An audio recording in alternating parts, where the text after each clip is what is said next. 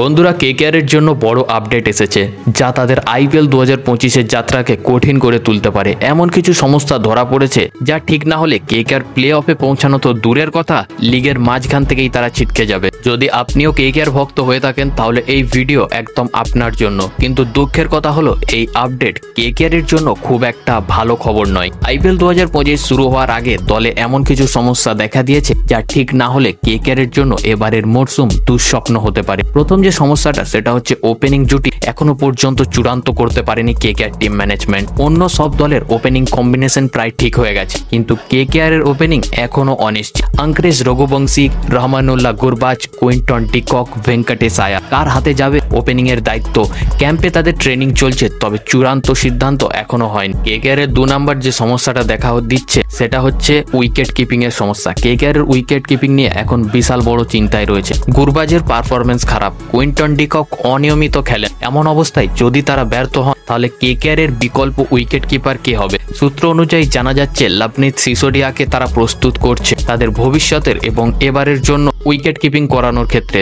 তবে তিনি কতটা সফল হবেন এবার সেটাই দেখার বিষয়। 3 নাম্বার হচ্ছে কেকেআর এর স্পিন বিভাগে প্রচুর দুর্বলতা রয়েছে। যেমন আপনাকে বলি, কেকেআর এর স্পিন বিভাগে অভিজ্ঞতা থাকলেও ধারাবাহিকতা নেই। সুনীল নারিন তার সেরা ছন্দে নেই, বরুণ চক্রবর্তী একমাত্র ভরসা। কিন্তু নতুন স্পিনার অনুকূল রায়কে দলে আনার পরিকল্পনা চলছে, কিন্তু ব্যাটিং করার ক্ষেত্রে তিনি ভালো পারফরমেন্স দেখাতে পারে। এবং এখন যদি কথা বলি সুনীল নারিন, তিনি এখন ভালো একদমই ফর্মে নেই, ব্যাটিংও করতে পারছেন না এবং বোলিংয়ে ভালো উইকেটও পাচ্ছেন না। অবশ্যই তিনি কোয়ালিটি প্লেয়ার, কিন্তু শোনা যাচ্ছে তার জায়গায় হয়তো অনুকূল রায়কে 1-2 ম্যাচে সুযোগ দেওয়া হতে পারে, যা দলের জন্য অবশ্যই সুবিধাজনক হবে বলে আশা করছি। কেকেআর এর 4 নাম্বার যে সমস্যাটা সেটা হচ্ছে অধিনায়কত্ব নিয়ে এখনো ধোঁয়াশা রয়ে গেছে। কেকেআর এর ক্যাপ্টেন কে হবে? সূত্র অনুযায়ী ভেঙ্কটেশ আয়ার কেকেআর এর অধিনায়ক হওয়ার কথা চলছে, কিন্তু তার অভিজ্ঞতা কম।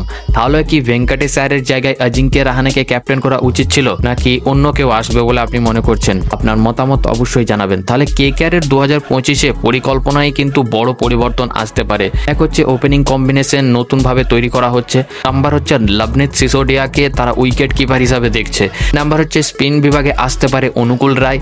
নাম্বারে হচ্ছে ভেঙ্কটেশ আয়ারের নাম তো ক্যাপ্টেন হিসাবে শোনা যাচ্ছে, তো তিনি কতটা সফল হবেন দলকে সফলতা এনে দেওয়ার ক্ষেত্রে দেখার। আপনার কি মতামত? কেকেআর এর কোন সিদ্ধান্তটা সঠিক বলে আপনি মনে করছেন? কমেন্টে অবশ্যই জানাবেন।